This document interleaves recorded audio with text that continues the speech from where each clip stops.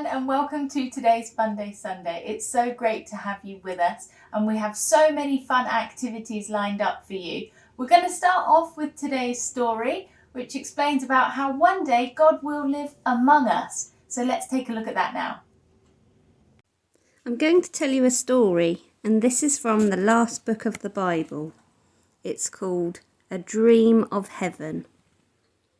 John was one of Jesus' helpers.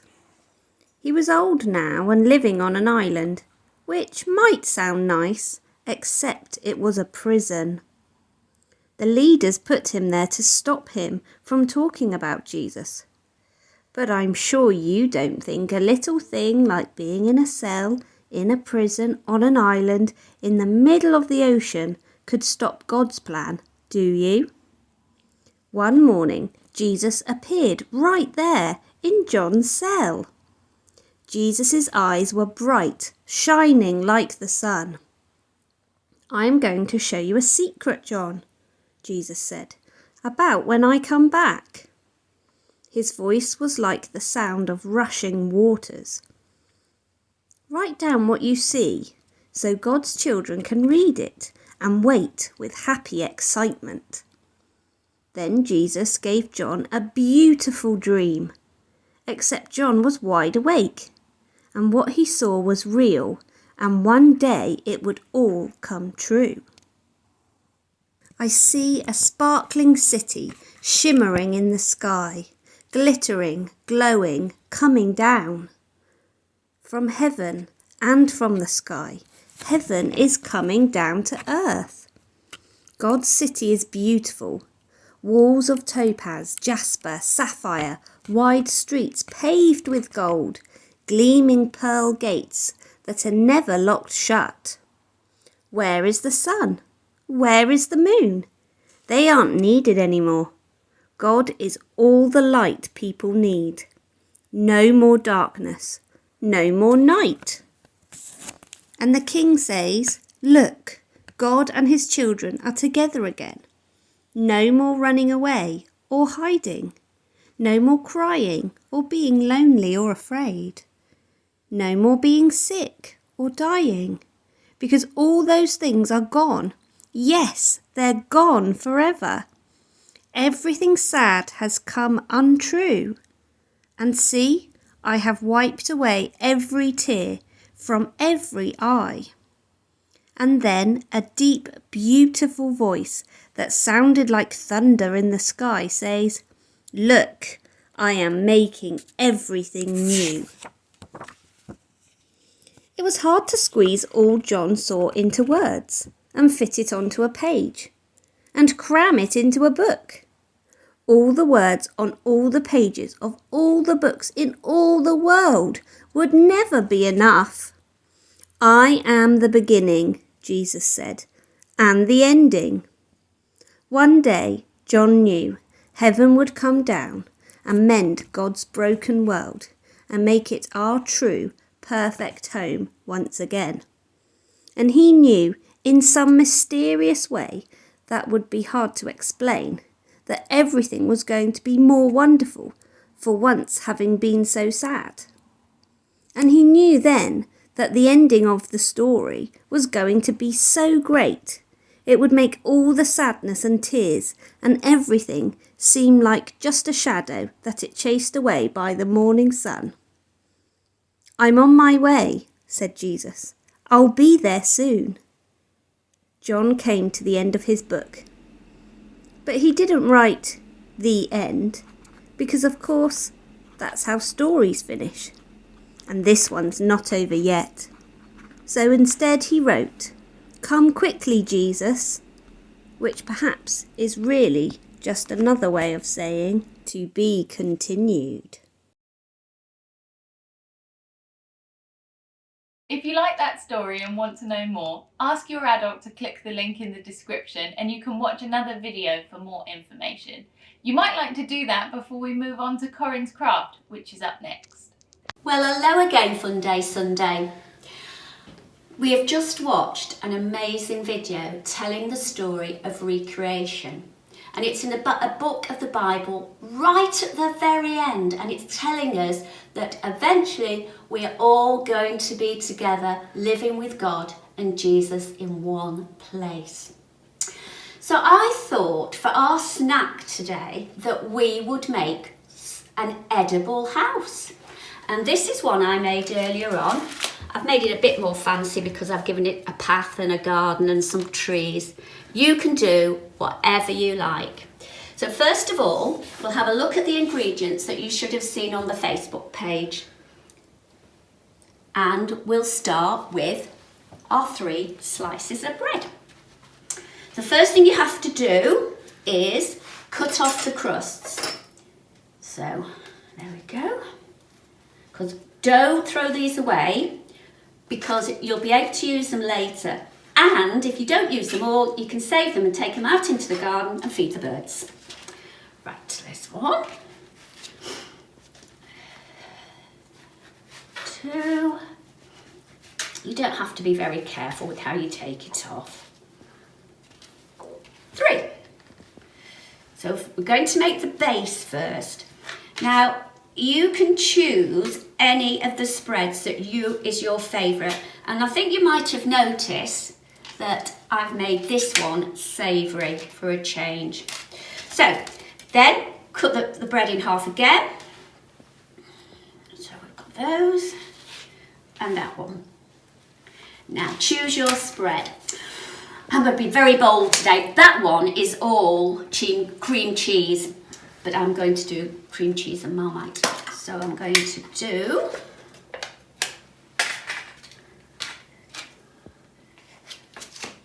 spread the cream cheese there. Put one on top.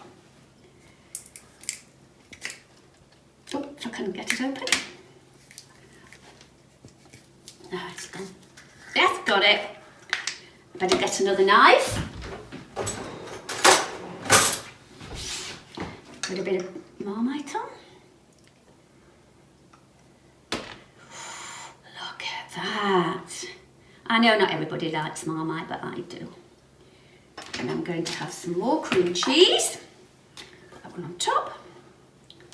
More cream cheese.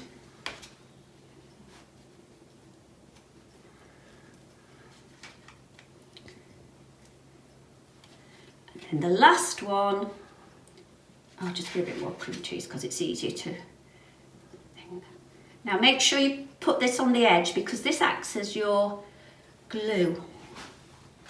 Right, now take some of your crusts and just lay them in the middle.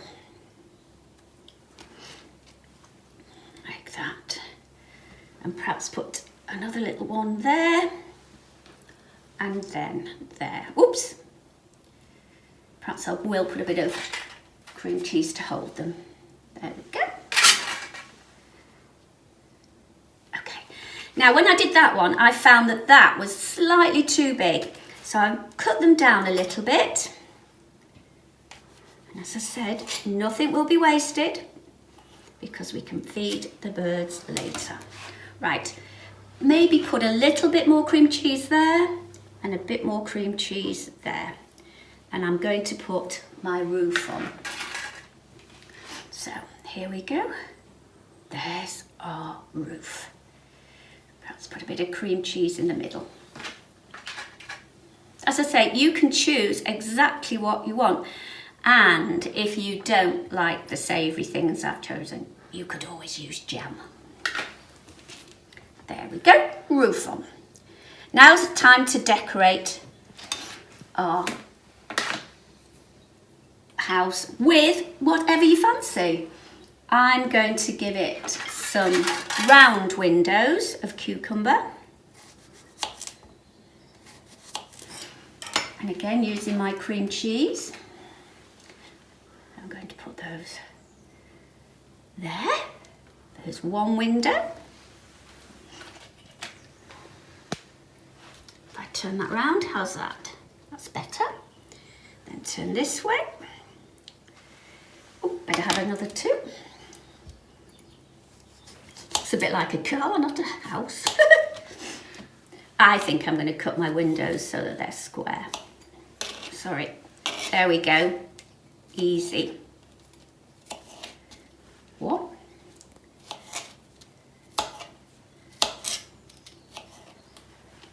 Take that one off. I can eat those later.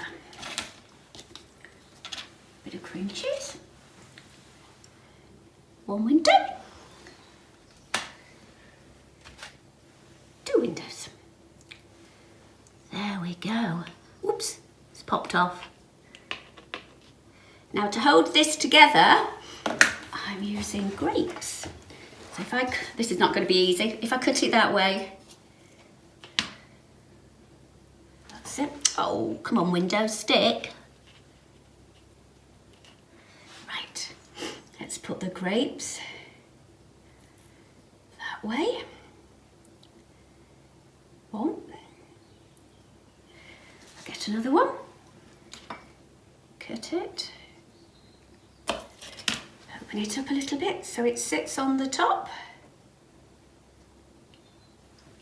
This is being awkward.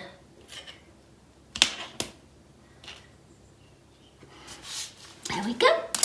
And then I might just turn it round and I'm going to do a nice round tomato to pretend to be my door. Or should I use, I'm going to use the bigger one, because then it doesn't look like a red-nosed day. It's a bit like the Hobbit's house.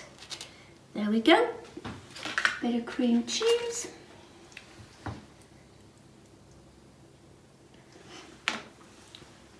Place it there. Turn it round. And there's your edible house. Enjoy. Don't forget to feed the birds. Bye. We're going to sing a song, Our God is a Great Big God. We're going to do some actions that we'd love you to join in. And if you don't want to do that, you could always join in with musical instruments, tambourine or a shaker. Anyway, here we go. Have some fun. Bye. Our God is a great big God. Our God is a great big God. Our God is a great big God, and He holds us in His hands. He's higher than a skyscraper, and He's deeper than a submarine. He's wider than the universe and beyond my wildest dreams. And He's known me and He's loved me since before the world began. How wonderful to be a part of God's amazing plan. Our God is a great big God. Our God is a great big God. Our God is a great big God, and He holds us in His hands. He's higher than a skyscraper, and He's deeper than a submarine. He's wider than the universe and beyond my wildest dreams. And He's known me and He's loved me since before the world began. How wonderful to be a part of God's amazing plan. Our God is a great big God. Our God is a great big God. Our God is a great big God, and He holds us in His hands. And He holds us in His hands. And He holds us in His hands. In today's story, we heard about how God will one day transform the world. Heaven will come to earth and everything will be made perfect. So Sandra's got a craft for us now to think about transforming things. We're going to look at caterpillars transforming into butterflies. If you registered for a pack, you'll want to have that with you now because there's a few things for this craft in there. Enjoy. Hello and welcome to our Funday Sunday craft.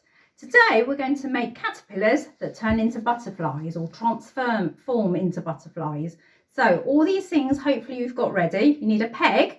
And the first thing we're going to do is just colour the top one side in a green if you've got a green. Just so that when we stick our paper on there, you can see the green of the butterfly. Of course, you don't have to do a green butterfly if you don't want to. I've gone for green paper, so I'm going to do a green peg, but your caterpillar might be green, it could be red. Whatever you've got at home is great. So just colour the top, and then all you need, I had green, so we've cut off the end, so you need a strip of paper, which we're then going to zigzag, so like this. So you fold it one way, then you fold it back on itself. I'm sure we've done this before, and I'm sure many of you have done this before, lots of other activities. So this is what we do to make a zigzag shape. Now this might be too big, but that's fine. So then when you pull it out, it's like that. And we're going to stick that on top of our peg. So I think that's probably a little bit big. So you want your top end to stand up, because that's where we're going to put the face.